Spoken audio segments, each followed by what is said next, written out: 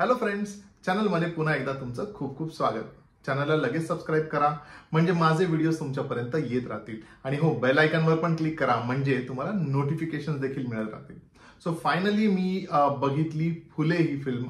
I know खूप let me पाहिली आहे, बट त्याचं कारण काय आहे पुढे व्हिडिओमध्ये तुम्हाला सांगतो. बट फायनली मी ती पाहिली आणि मला ती कशी वाटली तेच तुमच्या बरोबर शेअर करणार आहे. चला तर लगेच सुरू करूया. लड़कियों को पढ़ाना बंद करो, फिर हरकत करी तो जान से मार देंगे. चलो एक बात तो समझ आ गई, ये युद्ध नहीं महायुद्ध है. सगळ्यांनाच माहिती की ही फिल्म एका कॉन्ट्रोवर्सीमध्ये अडकली होती आणि त्याच कारणास्तव ही जी ओरिजिनल रिलीज डेट होती, जी 11 एप्रिलला रिलीज होणार होती ही फिल्म, त्या दिवशी फिल्म रिलीज होऊ शकली नाही आणि त्यामुळे या फिल्मची release date almost 2 week postpone झाली होती. आणि ज्या दिवशी ऍक्च्युअल मध्ये ही फिल्म रिलीज झाली बाय देन ऑलरेडी बऱ्याचशा फिल्म रिलीज झाल्या होत्या आणि ह्या फिल्मला तसं स्क्रीन्स मिळालेच नाहीत. आणि अगेन म्हणजे खरं तर ही चांगली गोष्ट नाही, कारण एवढी महत्वाची फिल्म, एवढ्या महत्वाच्या विषयावर बोलणाऱ्या फिल्मसाठी स्क्रीनजही नाहीयेत. आणि ऑनेस्टली मी जेव्हा पाहिली त्यावेळी ही फार काही ऑडियन्स प्रेक्षक तिथे नव्हते. आय नो खूप वाईट गोष्ट आहे की अशा फिल्मना रिस्पॉन्स नाहीये लोकांचा. आय डोंट नो काय कुठे कमी पडतोय आपण, but that's the reality. But मी पाहिली, पाहू शकलो, हेच एक मोठी गोष्ट आहे. आणि तुमच्याबरोबर शेअर करतो की काय एक्झॅक्टली या फिल्मने मला सांगायचा प्रयत्न केलाय किंवा काय मला ह्या फिल्म मधनं बघितल्यानंतर मला कळलंय. ये बात है, हमारे उत्थान के लिए हम नए समाज की शुरुआत करेंगे, सत्यशोधक समाज. सबसे बड़ा उद्देश्य रहेगा कि किसी को शूद्र नहीं दलित कहा जाए.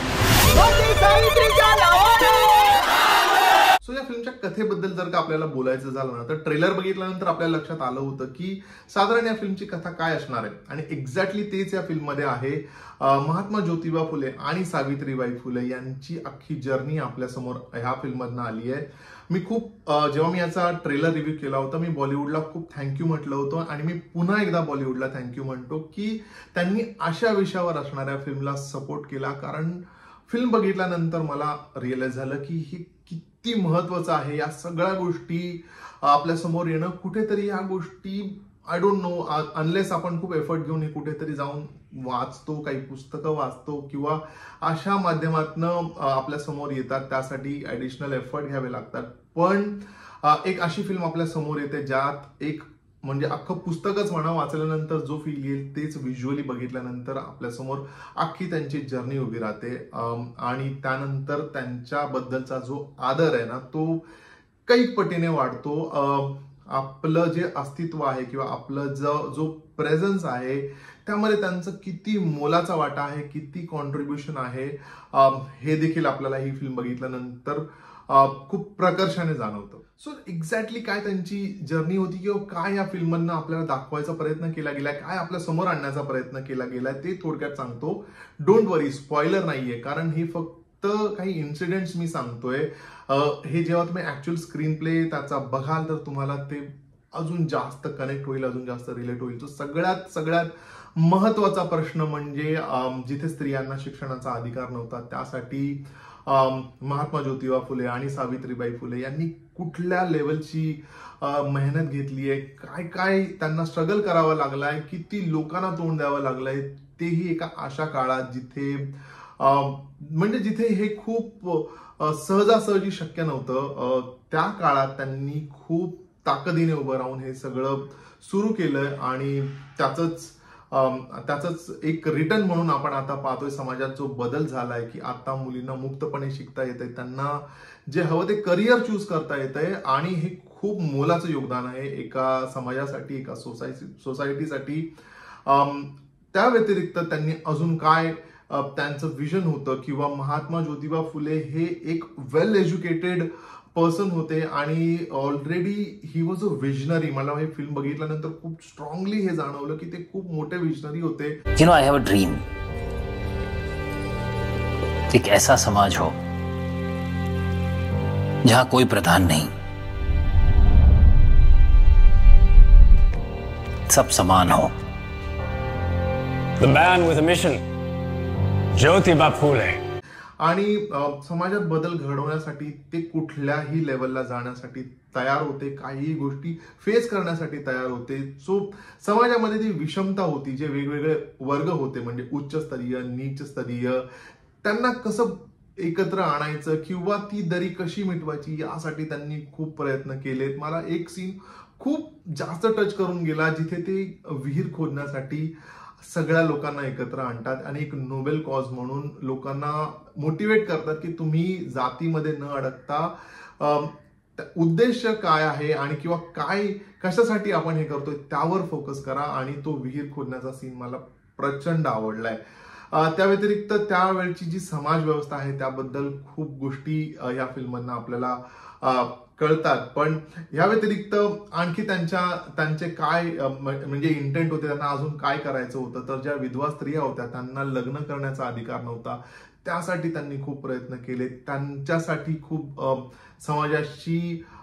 समाजाला तोंड देत किंवा त्या काळचा जो समाज दाखवलाय तो अतिशय कठोर, खूप क्रूर असा समाज मला वाटलाय. किंवा आम्ही जे सांगू, जे उच्चस्तरीय आहेत त्यांचं एक असं मत होतं की आम्ही जे सांगू तेच व्हायला हवं किंवा वी आर द रूलर्स, ह्या प्रकारचा एक त्यांचा स्टँड होता. आणि त्याला कसा मोडीत काढत तरीही त्यांच्याबरोबर फाईट करत यांनी अशा गोष्टी काय केल्या ज्या ऍक्च्युली विचार केला तर त्या काळात अशक्य वाटणाऱ्या गोष्टी आहेत, पण त्याला खूप स्ट्रॉंगली तोंड देत महात्मा ज्योतिबा फुले आणि सावित्रीबाई फुले यांनी त्या गोष्टी घडवून आणल्या आणि आपल्या समाजासाठी त्या खूप महत्वाच्या आहेत. मित्रांनो, तुम्ही फिल्म बघितल्यानंतर तुम्हाला हे नक्की लक्षात येईल. या फिल्ममध्ये एक अतिशय महत्वाचा एक सीन मला जो वाटतो तो म्हणजे महात्मा ज्योतिबा फुले त्यांच्या वडिलांकडे जातात. वडील त्यांना बोलवून घेतात आणि वडील त्यांना सांगतात की बिकॉज तुम्हा दोघांना मूल होत नाहीये तर मी तुला परवानगी देतो की तू दुसरं लग्न कर.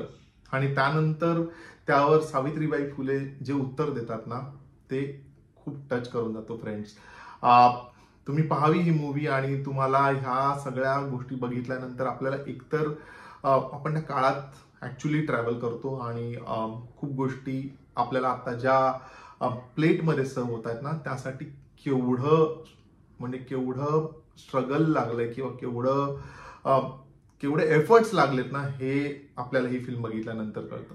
आणि खरं तर हे एका दोघा माणसांचं काम नाही ना.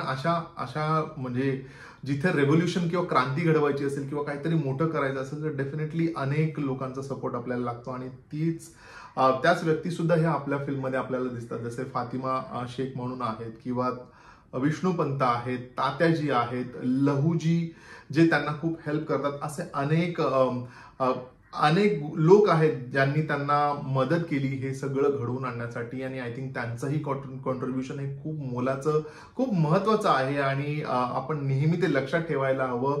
या हेतूने मी त्यांची नावं आता तुम्हाला सांगतोय की हे फक्त एका दोघा माणसांचं काम नव्हतं, हे एका दोघा माणसांचं विजन होतं, बट त्यासाठी अनेक जणांचे हातभार नक्की लागलेले आहेत. सो आता बोलूया या फिल्ममधल्या कास्ट बद्दल. सो या फिल्मचं लीड आपल्याला ऑलरेडी माहित आहे की प्रतीक गांधी आणि पत्रलेखा यांनी ह्या दोन्ही भूमिका, महात्मा ज्योतिबा फुले आणि सावित्रीबाई फुले ह्या भूमिका साकारल्यात. आणि ऑनेस्टली खूप उत्तमरित्या त्यांनी दोघांनी ह्या भूमिका पार पाडल्यात, खूप उत्तमपणे ह्या भूमिका पार पाडल्यात. एक ते कॅरेक्टरमध्ये जाणं, त्या कॅरेक्टरला जगणं, त्याचा तो ग्राफ समजून घेणं आणि त्या प्रकारे परफॉर्म करणं. काही जागी म्हणजे मला वाटलंय म्हणून, आणि I don't want to run away की मी हे ऑब्झर्व केलं आणि तुमच्या बरोबर शेअर करत नाहीये, मराठी जिथे जिथे प्रतीक गांधी बोललाय ना काही जागी ती फ्लुएन्सी थोडीशी मिसिंग वाटते. तुम्ही फिल्म पाहिली आहे का आणि तुमचं यावर काय मत आहे की तुम्ही हे ऑब्झर्व केलं का मला नक्की सांगा, इन केस माझं ऑब्झर्वेशन रॉंग असेल तर. पण हे मला वाटलं की ती थोडी फ्लुएन्सी असायला हवी होती, बट अदरवाईज खूप इजने, खूप नॅचरली असं ह्या दोघांनी परफॉर्म केलंय. त्या व्यतिरिक्त विनय पाठक जे आपल्याला महात्मा फुलेंच्या वडिलांच्या भूमिकेत दिसतात त्यांनीही उत्तम काम केलंय. सगळ्याच आर्टिस्टने खूप अतिशय उत्तमरित्या काम करण्याचा, आपलं म्हणजे बेस्ट परफॉर्मन्स देण्याचा प्रयत्न ह्या फिल्ममध्ये केलाय. बट प्रतीक गांधी आणि पत्रलेखा, बोथ ऑफ देम, त्यांनी खूप उत्तमरित्या आणि खूप चांगल्या पद्धतीने ह्या भूमिका साकारल्यात आणि त्याबद्दल त्यांचं खरंच खूप कौतुक. सो आता बोलूया या फिल्मच्या दिग्दर्शनाबद्दल आणि ह्या फिल्मच्या स्क्रीन प्ले बद्दल, जे दोन्हीही केलेत अनंत महादेवन यांनी आणि खूप उत्तमरित्या त्यांनी हे काम केलेलं आहे. म्हणजे सगळ्यात आधी तर एवढी महत्वाची फिल्म आपल्यासमोर आणल्याबद्दलच त्यांना हॅट्स ऑफ आहे. त्यांना सपोर्ट बॉलिवूडने केल्याबद्दल बॉलिवूडला देखील हॅट्स ऑफ आहे. आणि खूप उत्तमरित्या त्या काळात ते आपल्याला घेऊन जातात, प्रत्येक कॅरेक्टर बरोबर आपल्याला इंट्रोड्यूस करतात, तो काळ आपल्याला रिलेट करायला लावतात आणि ना दिसायला व्हिज्युअली खूप चांगली झाली आहे फिल्म.